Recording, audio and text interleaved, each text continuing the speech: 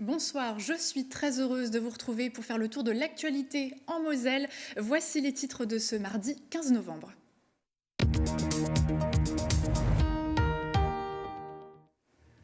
Nouvelle étape pour le projet du contournement autoroutier de Thionville, le début des consultations publiques. 4 tracés seront décortiqués face au public du 22 novembre au 2 février 2023. Chaque argument sera écouté, a annoncé le préfet de la Moselle lors d'une conférence de presse. C'était le dernier jour aujourd'hui pour toucher la ristourne de 30 centimes à la pompe. Jusqu'à la fin de l'année, cette remise passe à 10 centimes avant de disparaître totalement. Les automobilistes étaient donc nombreux à faire le plein. Et Noël 2023 promet d'être extra, imaginée à partir du fond des bouteilles en verre. La 33e boule de Noël de Meisenthal a été dévoilée ce lundi. Designée par le Belge Nicolas Verschève, elle devrait être produite à 40 000 exemplaires au cœur du centre d'art Verrier. Le point sur la météo, un mercredi matin sous la grisaille et la pluie, des précipitations qui s'estompent au cours de la journée sans pour autant que le ciel s'éclaircisse. 8 à 13 degrés sont attendus. Et notre invité du jour est Olivier Jacquin, sénateur de Meurthe-et-Moselle. Bonsoir. Bonsoir. Alors vous êtes à nos côtés pour évoquer un projet que vous souhaiteriez voir concrétisé sur l'A31, une taxe pour limiter les camions sur cette autoroute. Absolument. On va en parler dans quelques instants, le temps de développer les titres.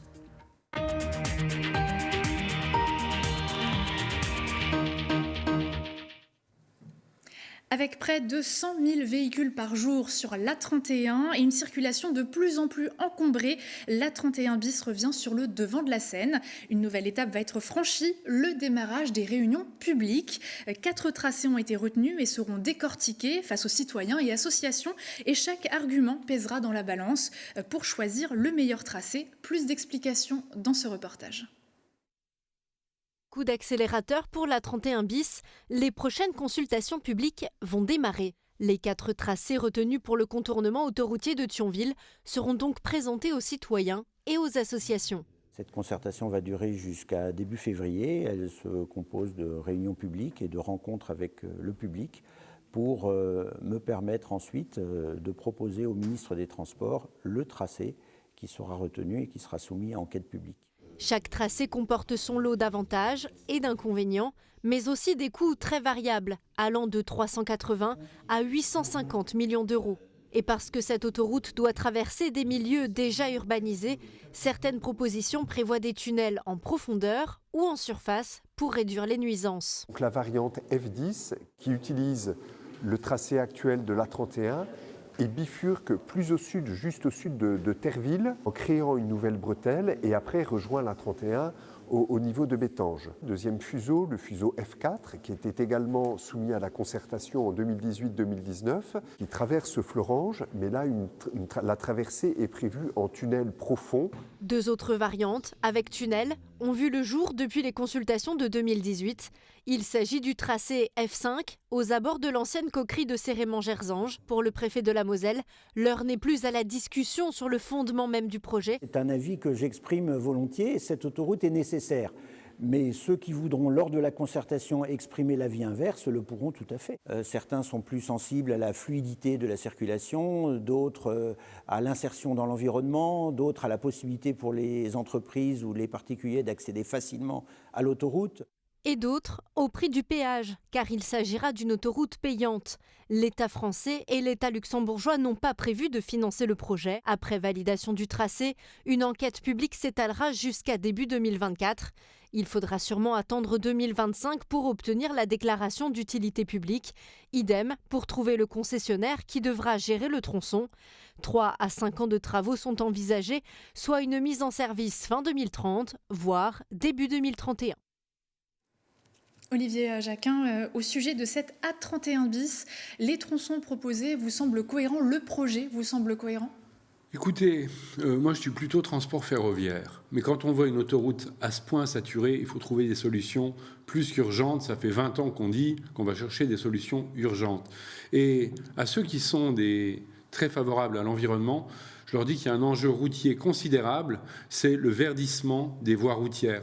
Par exemple, faire une 3e voie qui serait réservée à la socialisation de la route, c'est-à-dire les usages partagés, covoiturage, autopartage, bus à haut niveau de service, c'est vraiment l'avenir qui est devant nous, de devoir faire ce genre d'investissement. Il y a 100 000 frontaliers aujourd'hui, ça va encore augmenter malgré le télétravail. On sait que cet axe est destiné à encore être saturé, quand bien même la région va faire des investissements sur le ferroviaire assez conséquents. On ne peut pas opposer les modes, il faut que cette autoroute se décongestionne un peu, que le ferroviaire s'intensifie aussi parallèlement. Mais vous avez surtout un projet de taxe pour l'A31 déjà existante, une taxe qui va permettre potentiellement de limiter les déplacements des camions et fluidifier le trafic encore plus. On va en parler dans quelques minutes. Mais avant cela, direction la centrale de Cattenom, où un incident de niveau 1 a été signalé à l'autorité de sûreté nucléaire le 9 novembre dernier. 2 jours plus tôt, les équipes avaient constaté que le niveau d'eau d'une rétention était inférieur au minimum requis par le règlement sur l'unité de production numéro 4. Actuellement à l'arrêt. Les agents ont donc complété le niveau d'eau, mais en raison de la détection tardive de l'anomalie, la centrale a dû signaler l'événement. Cela n'a pas eu de conséquences réelles sur la sécurité du site et les environs. Face à la flambée des prix du carburant, le gouvernement a mis en place une aide depuis le 1er avril de 18 centimes d'abord, puis de 30 centimes par litre d'essence. Cette ristourne va passer à 10 centimes avant de disparaître totalement à la fin de l'année. Les automobilistes en ont profité de cette dernière journée pour faire le plein. Regardez.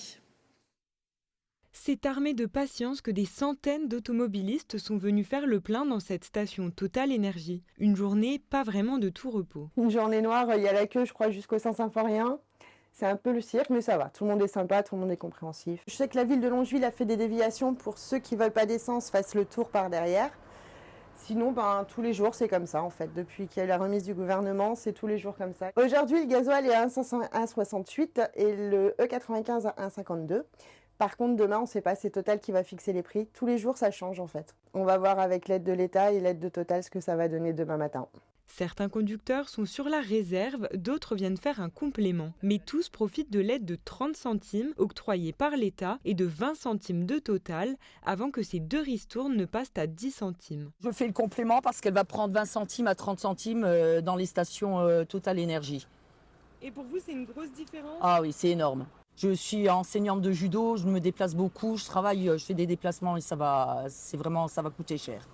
Dès demain, les clients de cette station paieront donc 30 centimes de plus par litre d'essence. Une différence qui peut peser très lourd, notamment pour les gros rouleurs, comme Denis qui patiente depuis plus d'une demi-heure pour remplir son réservoir. Là, j'ai besoin de à peu près 400 litres, ça me fait à peu près 800 €. Et avec l'augmentation, mon patron va payer à peu près 1 000 €. Après, le gouvernement, il essaye de faire le maximum. Mais c'est le groupe Total qui engrange trop. 638,14 s'il vous plaît, allez-y. Là, j'y étais il y a 1h30 à la même station, mais avec un autre véhicule. Et j'en ai eu pour 102 €. Une somme déjà conséquente dans le budget de Mario. Et d'après ses calculs, c'est plus d'une dizaine d'euros qui devraient s'ajouter à la note lors de son prochain plein. Dans cette autre station où seule l'aide de l'État est proposée, une petite hausse de la clientèle a aussi été enregistrée ces derniers jours. L'arrêt complet de l'aide gouvernementale est fixé au 31 décembre. Certains réfléchissent déjà à d'autres moyens de réduire le coût de leur déplacement. Comme tous les ans, depuis 1999, le Centre d'art Verrier de Meisenthal a dévoilé sa très attendue boule de Noël ce lundi. Elle s'appelle Extra. Par son design rétro et son nom Extra, justement, elle suggère que selon l'angle d'observation, on peut sublimer l'ordinaire pour qu'il devienne extraordinaire. Ce nouveau cru devrait être produit à près de 40 000 exemplaires au cœur de l'usine. Retour sur le lancement de la dernière année. Elle se révèle enfin aux yeux des spectateurs. La boule de Noël de Meisenthal Extra vient rejoindre la longue liste de celles déjà produites. C'est la 33e sortie des fours du site Verrier. Sa production est toujours un moment d'émotion pour l'équipe. Elle a un message, elle porte un message, celui d'ouvrir un peu les yeux sur tous ces objets qui nous entourent. Et franchement, La soirée est vraiment extra, donc voilà, longue vie à cette boule de Noël. Elle représente une des valeurs qui sont les nôtres, c'est ce savoir-faire, c'est cette capacité à transmettre à la jeune génération ce métier fabuleux. Et puis elle est aussi pour le Pays de Beach une identité. Une boule qui a aussi sa propre identité. C'est le designer Nicolas Verscave qui l'a créée avec les souffleurs de verre. Il est parti d'un détail ordinaire, le fond des bouteilles en verre, et l'a mis en valeur. Le nom Extra est extrait du mot extraordinaire. C'est un moment symbolique, très important de voir non seulement l'objet, mais d'apprendre le mode de conception de l'objet, ce qu'il y a derrière. Tous les ans, on est impatient de retrouver, de découvrir cette boule et cette nouvelle création. Elle permet justement à des jeunes créateurs de pouvoir mettre en valeur tout l'art des pays verriers. Cet événement s'inscrit dans le cadre des Noëls de Moselle. Le site verrier fait partie du Sentier des Lanternes. Le département souhaite faire connaître ses rendez-vous au-delà du territoire pour apporter un boost économique et touristique. On a décidé de mettre en place une communication très forte à Paris par TF1 sur 3 semaines. L'objectif, c'est de le faire par TF1, mais de le faire également par d'autres moyens de communication sur le Luxembourg, sur la Belgique, sur l'Allemagne et puis sur le territoire de nos voisins du Grand Est. L'objectif pour les verriers est de produire plus de 35 000 boules extra. Pendant cette période, les souffleurs de verre sont épaulés par plusieurs stagiaires pour garder le rythme.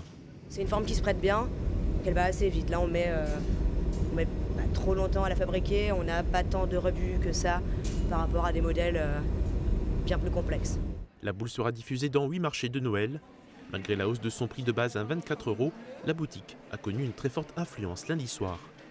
La vente pour le public commencera le 17 novembre à l'espace Accueil Boutique. Il est à noter que l'achat est limité selon les points de vente. Par exemple, au CIAV de Meisenthal, un client ne pourra pas acheter plus de 8 boules extra, de quoi permettre au plus grand nombre de l'accrocher sur son sapin. D'ailleurs, il est bientôt temps de penser aux cadeaux pour les fêtes. Les commerces messins ont été autorisés à ouvrir les 4 dimanches avant Noël. Une ouverture exceptionnelle prévue le 27 novembre, les 4, 11 et 18 décembre. Une décision que peuvent prendre également les autres élus de la Moselle pour favoriser les achats et dynamiser l'économie du territoire. Florian Stéphanus de Petit-Réderchin et Marjorie Fieffel de Terville sont de jeunes Mosellans qui participent du 22 au 24 novembre à 2 concours. Le 41e concours des meilleurs boulangers de France pour lui et le 2e trophée du Conseil de la vente en boulangerie-pâtisserie pour elle. 2 finales organisées par la Confédération nationale de la boulangerie-pâtisserie française. Contre 28 autres finalistes, ces 2 apprentis défendront donc la Moselle et leur savoir-faire et deviendront peut-être meilleurs jeunes boulangers de France 2022 et meilleures vendeuses en boulangerie. Le mardi, vous le savez, place à l'économie dans notre rubrique du jour. C'est l'heure de la rubrique éco avec le journal économique Eurométropole de Metz et Moselle sans limite. Patrick Bourdet, auteur du livre « Rien n'est joué d'avance », était en conférence ce mardi au Cercle des Parèges à Metz. Cet homme, ancien enfant de la DAS au passé tragique, a su s'élever dans tous les sens du terme. PDG d'Arrivamet jusqu'en juillet 2016, il se consacre désormais à une toute autre activité, le conseil sur le développement des personnes et de l'organisation. À travers son discours empreint d'humilité et de bienveillance, il souhaite avant tout donner de l'espoir. L'idée de départ, c'est lorsque j'étais aux États-Unis, j'avais vu une enquête qui expliquait que la jeunesse de France était l'une des plus pessimistes en Europe. J'avais vu ça dans un article d'un grand journal. Et j'avais écrit ce manuscrit depuis des années, j'avais commencé à l'écrire il y a très très longtemps. Et je me suis dit que le moment était peut-être venu de publier justement pour donner de l'espoir. Et j'ai une anecdote sur ce sujet. J'ai dit à l'éditeur Fayard, qui me questionnait sur le sujet, qu'est-ce qui ferait de vous un homme satisfait alors que le livre va paraître demain? Et j'avais répondu que si une seule personne, pouvait retrouver de l'espoir, alors je serais ravi. Et la présidente de Fayard m'a dit, écoutez, votre attaché de presse a lu le livre, ça lui a donné espoir, et donc votre objectif est atteint. Donc, voilà, en synthèse, donc ça me touche, et puis ça me touche pour l'autre, en vérité, quand les gens me parlent de leurs histoires. Et la grande leçon de tout ça, c'est qu'effectivement, comme je l'évoquais tout à l'heure, toutes les histoires mériteraient d'être racontées, vraiment toutes, parce que nous avons tous des choses à dire et que nous sommes tous des êtres singuliers. Donc tout m'intéresse et Et ça me met en joie, tant pour moi que pour l'autre, quand il peut y avoir un petit peu d'espoir et de stroke positif, comme disent les Américains, qui soient un petit peu mis autour de ce chemin-là. Mais beaucoup d'autres chemins mériteraient d'être honorés aussi. En temps de crise énergétique, certains n'ont pas attendu les consignes du gouvernement pour faire des économies. Exemple avec l'entreprise Escalier Somme installée à Dieuze. Cette société bientôt centenaire a décidé de se chauffer avec ses propres déchets, économisant ainsi 25 000 litres de fioul par an. Explication dans ce reportage. Humble face à la nature, Gilles Somme a l'art de la sublimer. Pour créer ses escaliers sur mesure, il n'utilise que des bois locaux et certifiés PEFC, issus de forêts gérées durablement, une ressource inestimable, valorisée jusqu'à la plus infime poussière. Tous les copeaux, tous les déchets sont inspirés par ces tuyaux que vous avez au-dessus de vous et qui vont donc être stockés dans un silo, ensuite repris par une presse à briquettes qui va écraser les pièces de bois, qui va réduire le volume de copeaux en petites briquettes et qui sera après reprise par la chaudière pour se chauffer.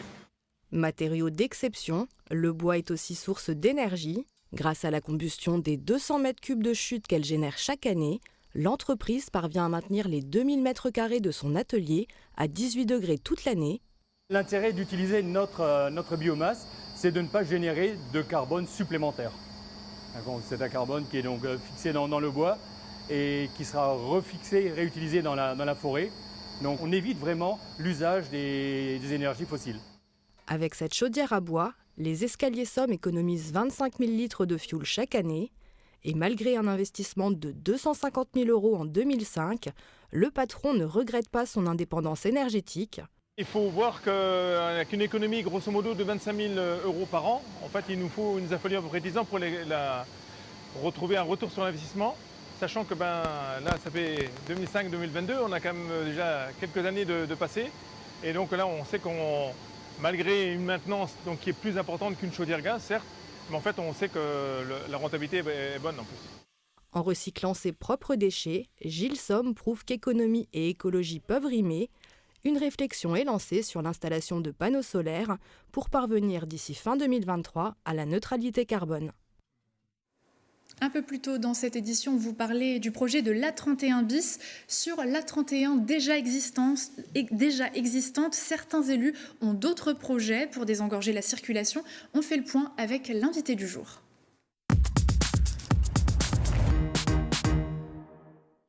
Olivier Jacquin, le trafic sur l'autoroute 31 est très régulièrement encombré. On connaît les enjeux et les analyses qui ont été faites ces dernières années, que ce soit vers Metz, Thionville ou encore Nancy. Pour vous, la faute est en partie due aux milliers de camions qui y passent chaque jour ? Près de 10 000 camions par jour qui contribuent effectivement à la saturation de cet axe.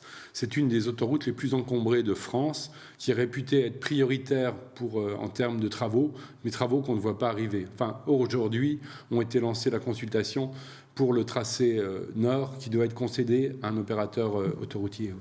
Donc vous l'avez dit, 11 000 poids lourds par jour sur cette route. Vous proposez donc une taxe sur la valorisation de l'environnement, mais ça ne sera pas à l'encontre des poids lourds, si j'ai bien compris. Non, absolument. Alors je tiens à le dire qu'avec Jean-Marc Todeschini, mon collègue mosellan, on travaille de concert pour tenter de sortir du drame français de l'écotaxe. Une sale histoire en France, l'écotaxe, il y en a partout ailleurs en Europe. Et nous, on continue à être traversés par les poids lourds qui utilisent nos routes gratuitement. Et pire, ils prennent le carburant au Luxembourg, à l'époque où il était moins cher. Et ils ne s'acquittaient de pas grand-chose, en France en tout cas, sur l'A31. Donc on propose un système qui est simple, efficace, juste et peu coûteux, puisqu'il ne s'agit pas de taxer les transporteurs au kilomètre parcouru, mais d'aller chercher la taxe chez leurs clients qui commandent les transports. Vous voyez la différence ? Donc les industriels, les commerces... Voilà, je ne sais pas, Amazon ou bien un opérateur quelconque industriel utilise des transporteurs. Depuis 2013, et le Grenelle de l'environnement, il y a l'obligation légale pour les transporteurs, quelle que soit leur taille, de communiquer à leurs clients le coût carbone, la consommation carbone de leur transport. Donc ce que nous proposons, c'est dans ce dispositif existant, sans inventer une nouvelle usine à gaz avec des portiques, des satellites ou Ecomove, qui a un mauvais souvenir chez nous, on propose que le client comme il fait sa déclaration de TVA, ferait sa déclaration de TVE, taxe de valorisation pour l'environnement, et s'acquitterait donc d'un coût carbone de son transport. Et ce qui éviterait... À payer à chaque tonne de CO2 émise. C'est ça, oui, à une périodicité à déterminer. Et on n'irait pas embêter le transporteur, qui, je le rappelle, sont en général des petites boîtes avec des marges très très faibles et qui n'arrivent pas à répercuter leurs coûts sur leurs clients.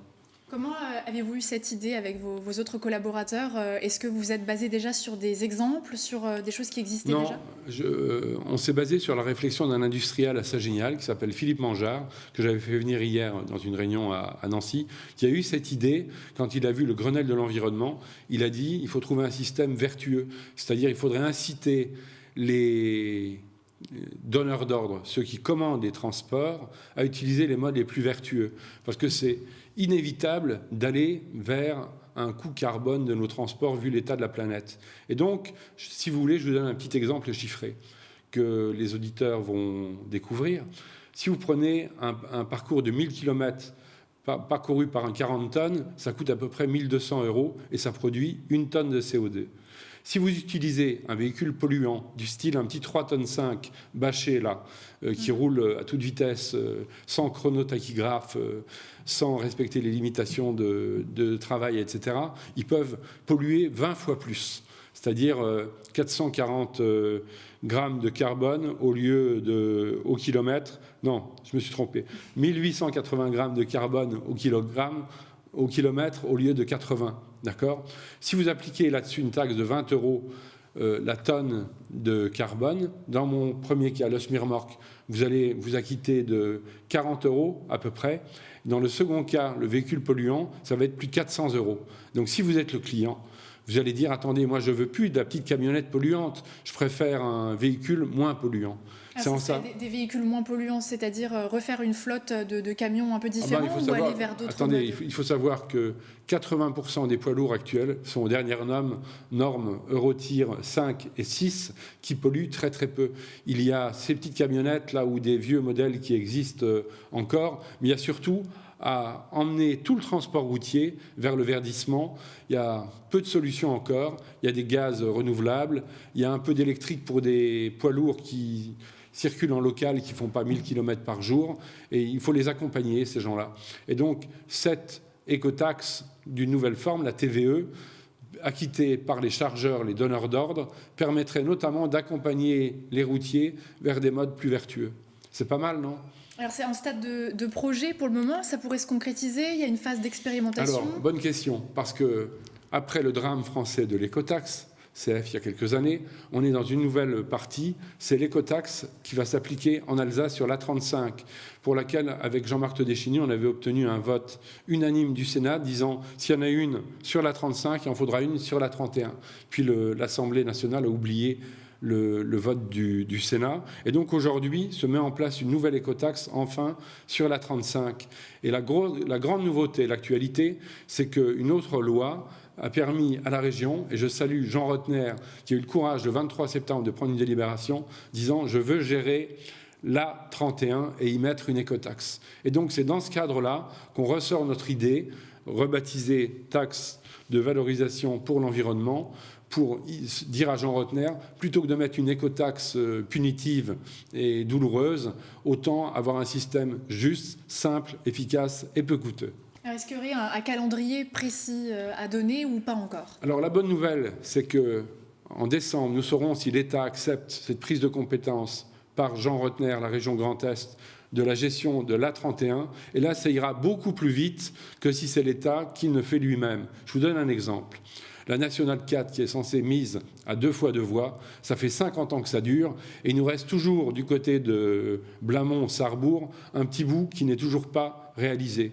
Si Jean Rotner prend la compétence et réussit à mettre en place une écotaxe, il aura donc un flux de recettes stable, ce qui lui permettra d'aller sur les marchés financiers et d'emprunter le milliard qu'il faut pour faire cette 3e voie qui permettra non pas d'envoyer plus de voitures sur l'autoroute, mais de faire des usages partagés et de verdir l'autoroute dont nous avons autant besoin que des transports ferroviaires de qualité. En tout cas, l'idée est lancée. Merci beaucoup bonne, de votre présence. Ouais. Il est certain que ça ne fera pas plaisir à tout le monde, comme d'habitude dans chaque projet. Merci, Monsieur Jacquin, d'avoir partagé ce plateau. L'image du jour nous emmène dans le quartier Metz-Bellecroix. Afin de répondre aux besoins des habitants, une maison France Service a ouvert ses portes au sein de la mairie de quartier. Un espace qui permet aux usagers d'effectuer diverses démarches administratives dans un lieu unique. Pôle emploi, l'assurance retraite, l'assurance maladie, la CAF, les finances publiques, la Poste, le ministère de l'Intérieur ou encore le ministère de la Justice. Le guichet France Service de Metz-Bellecroix a été officiellement inauguré ce matin par François Grosdidier, le maire de Metz, et Laurent Touvet, le préfet de la Moselle. Au total, sur le département, 29 guichets de ce type existent. Et c'est déjà la fin de cette édition. Retrouvez juste après 100% jeunesse et à 19h, Jean Milon vous propose un rendez-vous éco avec 2 invités de marque, le président de l'UIMM Lorraine pour évoquer le show industrie qui se déroulera les 25 et 26 novembre, ainsi que le président du club Metz Métropole. Très belle soirée sur Moselle TV et à demain.